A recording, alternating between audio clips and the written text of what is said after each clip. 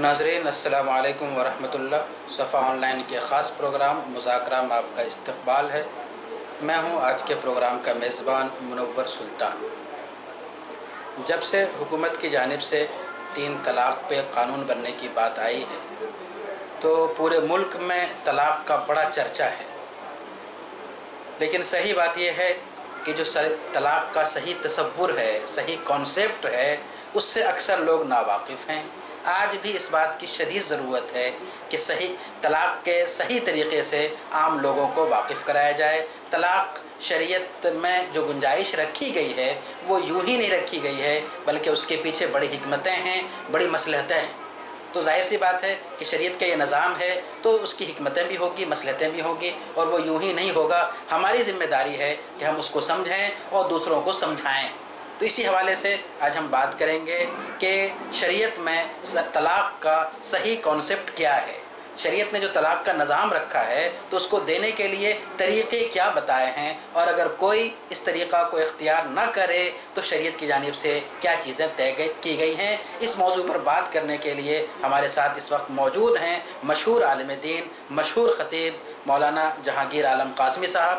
لکھنؤ اور اس کے اطراف میں آپ کا کام دعوتی، فلاحی، تعلیمی پھیلا ہوا ہے اور لوگ آپ کو جانتے اور پہچانتے ہیں، اور اس حوالے سے آپ کی مستقل شناخت ہے۔ مولانا، ہمارے آج کے پروگرام میں آپ کا استقبال ہے۔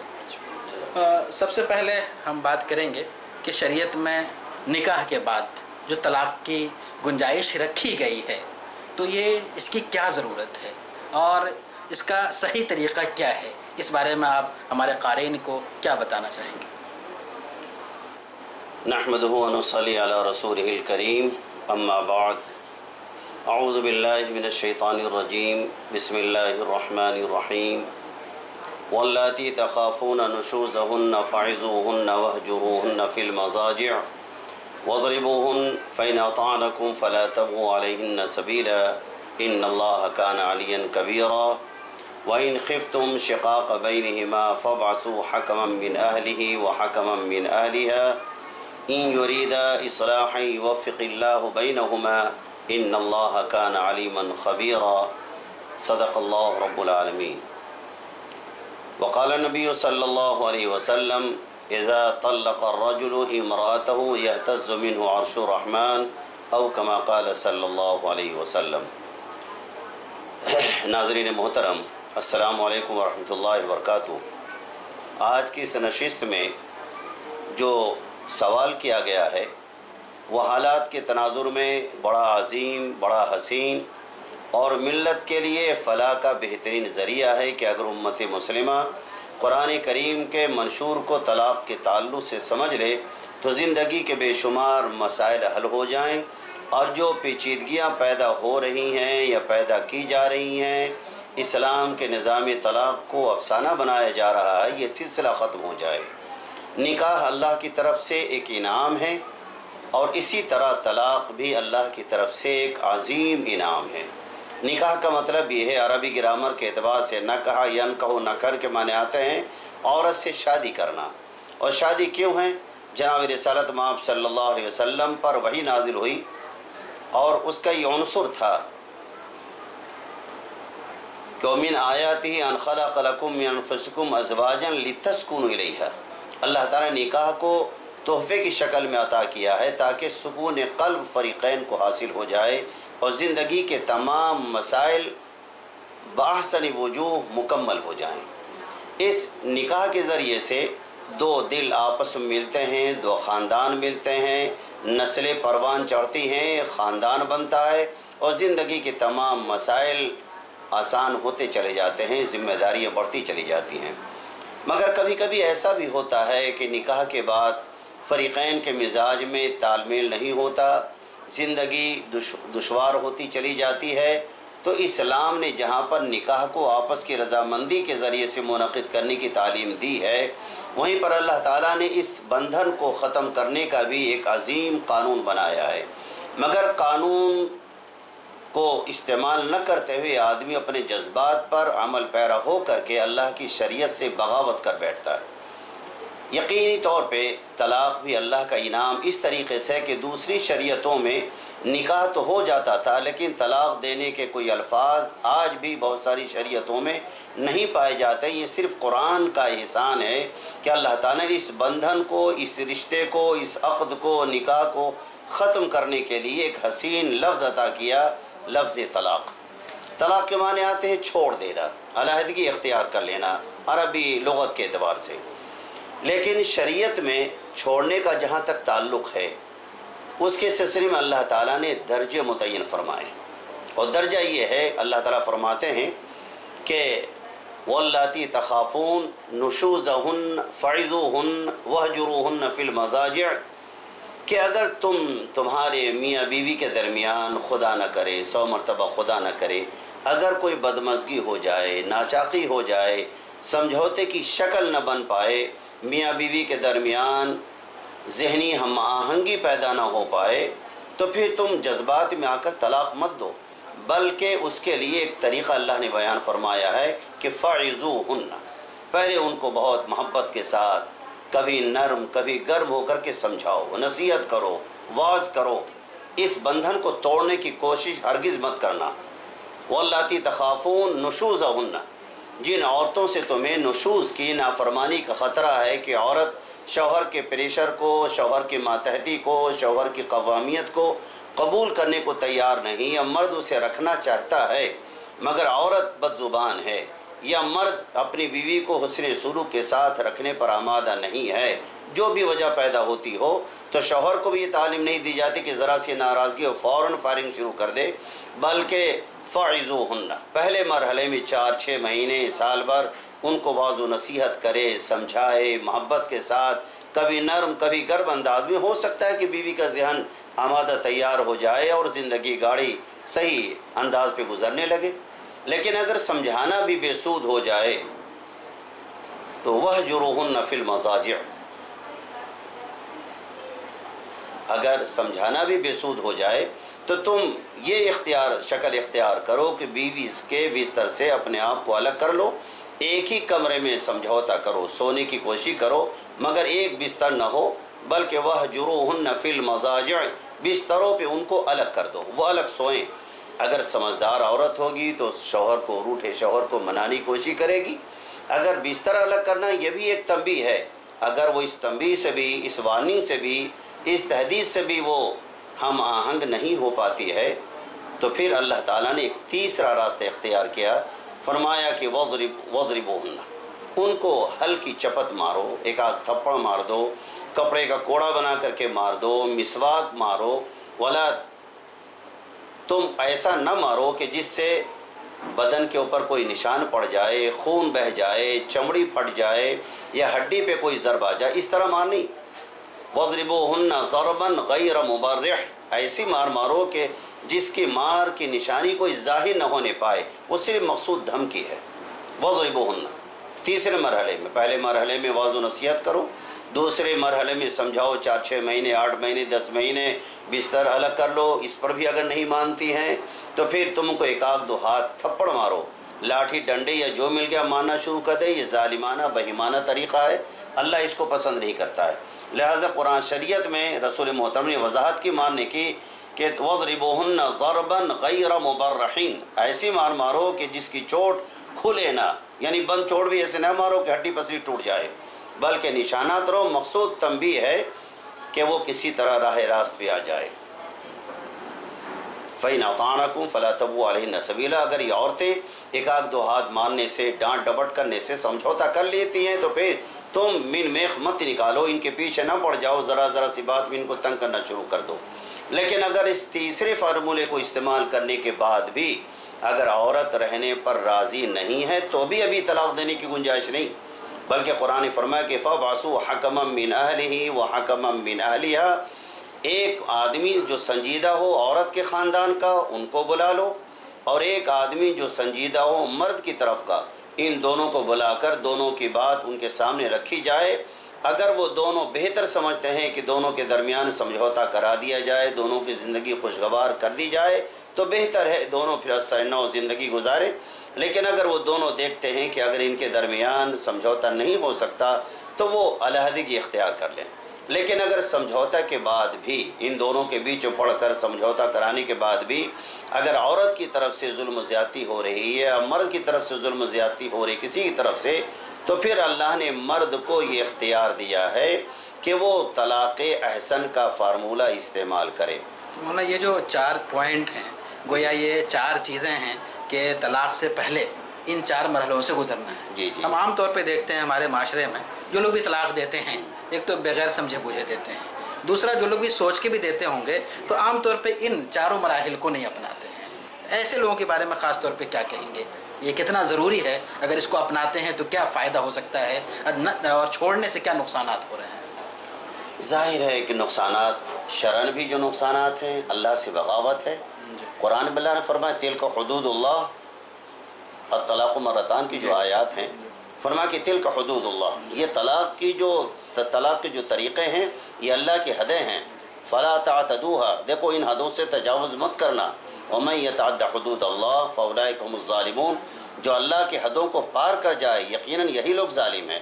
تو سب سے بڑا ظلم تو یہ ہے کہ وہ اللہ کی شریعت سے بغاوت کر رہا ہے. دوسری بات یہ کہ جذبات میں آ کر جب آدمی طلاق دے دیتا ہے، پھر اس کے بعد جو حالات پیدا ہوتے ہیں، بچوں کی پرورش کا مسئلہ ہے، خود اس عورت کی زندگی کا مسئلہ ہے، خود اس مرد کا مسئلہ ہے. بہت سارے گھروں میں ایسا ہے کہ مرد غصے میں آ گیا، جذبات میں دھاڑ دھاڑ اس نے طلاق دینی شروع کر دی.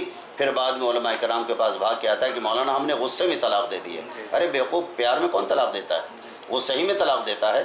تو اتنا غصہ کیوں آ گیا تم کو کہ تم نے اپنے سارے بندھن ہی ختم کر لیے؟ اب مولانا کے پاس ہے کہ مولانا کوئی ریڈی میڈ فارمولہ ہو تو تیار کر دیں. میرے بچے کہہ رہے ہیں کہ امی کے بغیر نہیں رہیں گے، بیوی کہہ رہی ہے ہم تمہارے بغیر نہیں رہیں گے، میں بھی اس کے بغیر نہیں جینا چاہتا. تو یہ اپنے پیروں پہ کلہاڑی مارنا ہی تو سب سے بڑی نادانی اور جہالت ہے کہ اپنی زندگی برباد، عورت کی زندگی برباد، پلس جو اولادیں ان سے ہیں ان کی زندگی. کیونکہ دوسری عورت اگر آتی ہے تو سوتیلی ماں کا درجہ رہتا ہے، وہ کسی اپنی سوکن کے اولادوں کو کسی طور پہ برداشت کرنے کو تیار نہیں ہوتی سچے دل سے. سمجھوتا کر لے الگ بات نہیں، تو یہ بگاڑ فساد پیدا ہو جاتا ہے. تو طلاق کے بعد جو صورتحال پیش آتی ہے، اگر اس کو طلاق دینے سے پہلے ذرا بھی کوئی سوچ لے تو شاید کوئی طلاق دینے کے لیے تیار نہ ہو. ہاں، نوبت ہی نہیں آئے گی. اللہ یہ ہے کہ 1000 میں لاکھ میں ایک آدھ جہاں سمجھوتا نہ ہو، عورت کو بھی ظلم کا شکار نہ بنایا جائے، اس کو بھی آزادی دے دی جائے. اگر سمجھوتے کی کوئی شکل نہیں بنتی ہے تو شریعت نے کہا ہے کہ یا ایھا النبی اذا طلقتم النساء فطلقوهن لعدتهن واحصوا العدہ، اے نبی اگر عورتوں کو طلاق دینا چاہو تو ان کو ایسی طلاق دو کہ جس سے اس کی عدت شروع ہو جائے. طلاق دینے کی بھی شرط ہے کہ کس زمانے میں وہ طلاق دے گا. ایسا نہیں کہ جب جی چاہا طلاق دے دی، عورت پاک کی حالت میں ہے، ناپاکی کی حالت میں جب چاہے طلاق دے دو.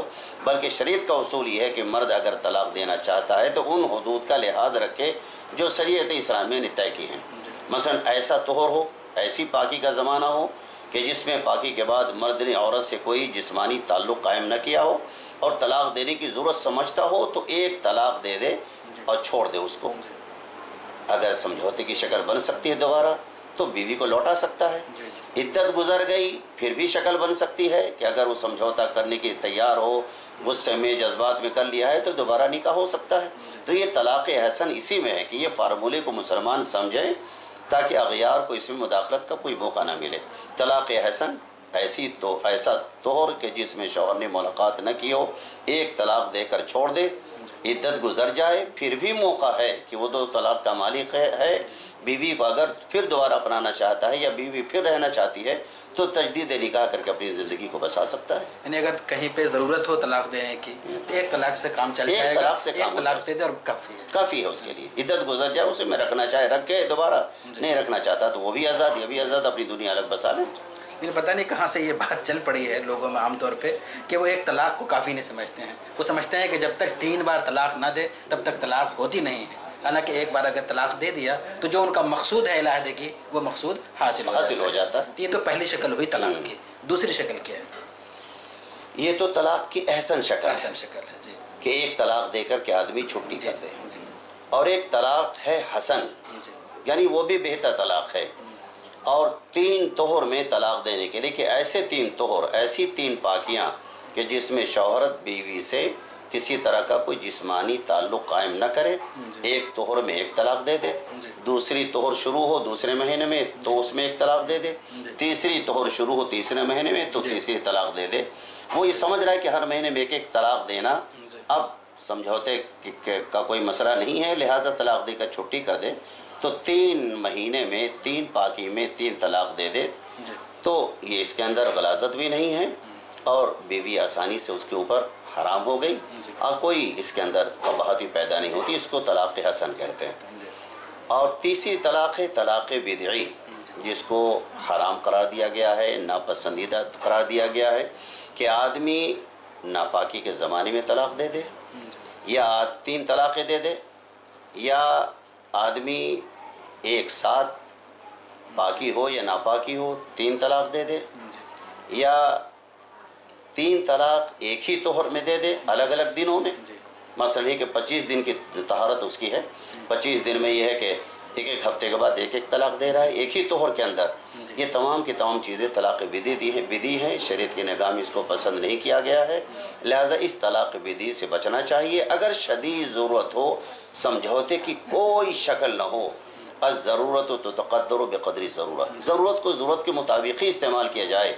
जब एक तलाक़ से आदमी की ज़रूरत पूरी हो सकती है, कोई शरई क़बाहत भी नहीं, आगे खैर के रास्ते भी खुले हुए हैं, तो फिर इसका इस्तेमाल करना चाहिए, गलाजत का इस्तेमाल नहीं करना चाहिए। अगर कहीं असल तो यह है कि आदमी तलाक न दे, और अगर कभी ज़रूरत हो तो शुरू के वो जो 4 मराहिल हैं कुरान ने जो पेश किया है उस पर अमल करें।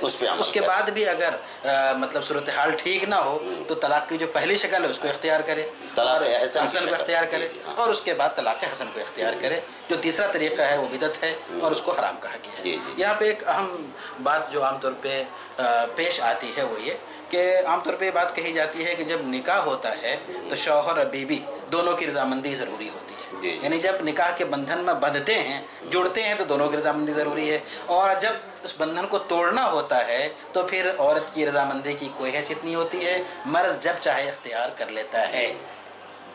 इस बारे में आप क्या कहें? हाँ, आम लोगों में ये सवाल है कि निकाह तो दोनों की मर्ज़ी से होता है, एक की तरफ से इजाब होती है, दूसरी तरफ से कबूल किया जाता है। लेकिन तलाक़ में अल्लाह ताला ने ये हक़ सिर्फ मर्दों को दिया है क्योंकि औरतें अपनी खिलकत के एतबार से कमज़ोर वाक़ई हुई, जज्बाती वाक़ई हुई हैं। ज़रा सी कोई बात होगी, औरत को अगर ये इख्तियार दे दिया जाता या औरत की रजामंदी को शर्त करार दे दिया जाता तो इसमें बिगाड़ फसाद होता कि अगर मर्द समझौते की कोई शक्ल नहीं पाता है और बीवी को छोड़ना चाहे, नहीं मैं तो यहीं रहूँगी, तेरा जीना हराम करके रहूँगी, तो दुश्वारी पैदा हो जाती है। चीज़ को वापस करने में दोनों की रजामंदी ज़रूरी नहीं है। मर्द को अल्लाह ताला ने 3 तलाक़ की इजाज़त दी है, हक़दार बनाया है, लिहाजा वो अपने हक़ का इस्तेमाल गलत अगर करता है तो अल्लाह के नज़दीक उसे सज़ा मिलेगी, ज़ालिम शुमार किया जाएगा। और ज़ालिम के लिए खुदा की लानत है, अला लानतुल्लाहि अला ज़ालिमीन, खुदा की लानत है। दुनिया के अंदर उसकी ज़िंदगी अज़ाब होगी, आखिरत में पूछा जाएगा। जब आदमी तलाक़ देता है तो यह तज़्ज़ु मिन्हु अर्शुर रहमान, अल्लाह का अर्श कांप जाता है। हम इसी मौजू पे आने वाले थे। आखिरी सवाल हमारा ये है, आमतौर पर लोग तलाक़ का गलत इस्तेमाल करते हैं, इसीलिए वो सूरत हाल पेश आती है जिसका आपने जिक्र किया। तो हम ये आपसे समझना चाहेंगे और आपके ज़रिए से क़ारीन तक ये बात पहुँचाना चाहेंगे कि जो लोग भी तलाक़ का गलत इस्तेमाल करते हैं शरीयत की नज़र में वो कैसे हैं।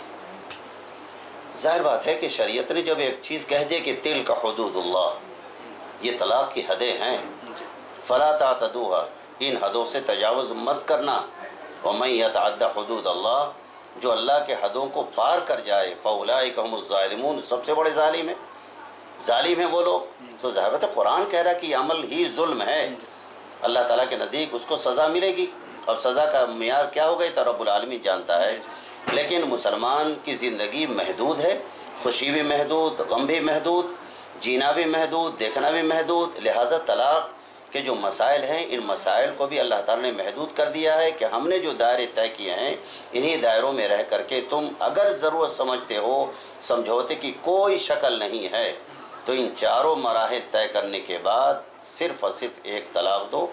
और समाजी कमज़ोरियाँ ये है कि आदमी न तो निकाह से पहले उनके वालिदैन उनको बताते हैं कि निकाह के मकासद क्या हैं, तुम पर क्या ज़िम्मेदारियाँ हैं, और न वालिदैन की तरफ से बताया जाता है कि तलाक़ देना कितना बुरा है। हमारे माहौल में भी तलाक़ का तसव्वुर अजीब व गरीब है कि उसको महदूद कर दिया गया है। نہ نکاح کرنے والا نکاح کے مسائل کو سیکھتا ہے، نہ طلاق کے مسائل کو سیکھتا ہے، بس وہ خاندانی رسم و رواج کے مطابق اپنی زندگی کو بہتر بنانے کی کوشش کرتا ہے شریعت کے قوانین کو نظر انداز کر کے، جس کے نتیجے میں یہ مفاسدات، سماج میں بگاڑ، فساد، ہمارے اوپر بیواؤں کا سماج پر بوجھ، جس سے خاندان برباد ہو رہے ہیں، عزتیں پامال ہو رہی ہیں، اور ساتھ ساتھ اغیار کے اندر ہمارے بارے میں، امت مسلمہ کے بارے میں، اسلام کے بارے میں ناگفتہ بہ الفاظ استعمال ہو رہے ہیں، اور اب تو حکومت اس کے سلسلے میں کوئی ایکشن لے رہی ہے جو ایکشن لینا جس کا حق نہیں تھا، مسیح پر صلی اللہ میں مداخلت کر رہے ہیں۔ یہ نہیں ہونا چاہیے۔ رب العالمین نے ہمیں اور آپ کو، پوری کائنات کو بنایا ہے، جو ہماری زندگی کے اصول بنائے ہیں، کسی کے اس میں مداخلت کی کوئی ضرورت نہیں ہے، ہمیں ان اصول کو اپنانا چاہیے۔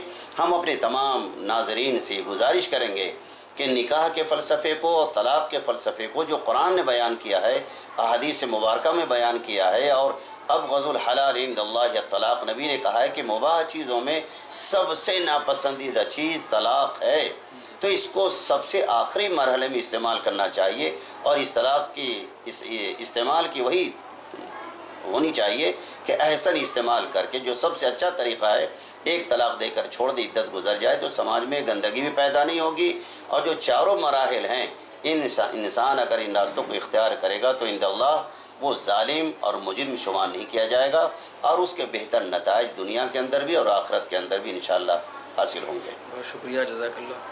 ناظرین، آپ دیکھ رہے تھے صفا آن لائن کا خاص پروگرام مذاکرہ، اور آج ہمارے ساتھ گفتگو کے لیے موجود تھے مولانا جہانگیر عالم قاسمی صاحب۔ آپ نے سنا کہ طلاق کا صحیح کانسیپٹ کیا ہے، آپ نے یہ بھی سنا کہ اگر طلاق کو صحیح طریقے پہ استعمال نہیں کریں گے تو اس سے کیا سماجی مسائل پیدا ہوں گے، اور دینی اعتبار سے کس طرح لعنت کی گئی ہے۔ تو ہم سب کی ذمہ داری یہ ہے کہ جو طلاق کا صحیح تصور ہے، صحیح کانسیپٹ ہے، اس کو سمجھیں اور دوسروں کو سمجھائیں۔ سب سے پہلی تو بات تو یہ کہ طلاق کا استعمال ہمارے معاشرے میں کم سے کم ہو، اس کی مل جل کر کوشش کریں، اور دوسری بات یہ کہ اگر کہیں اس کی ضرورت پڑے تو علماء کرام سے مشورہ کریں، اور طلاق کی جو شکل بہتر ہو سکتی ہے، شریعت نے جو چیز طے کی ہے، ہم اس کے مطابق طلاق کا استعمال کرائیں۔ اگر ایسا ہوگا تو جو صورتحال آج پیدا ہو گئی ہے وہ آئندہ نہیں ہوگی۔ بہت بہت شکریہ، جزاک اللہ۔ ویڈیو کے نیچے سبسکرائب کے بٹن پہ کلک کریں، بیل کے آئیکن پہ کلک کیجئے تاکہ ہر نئی ویڈیو کی نوٹیفیکیشن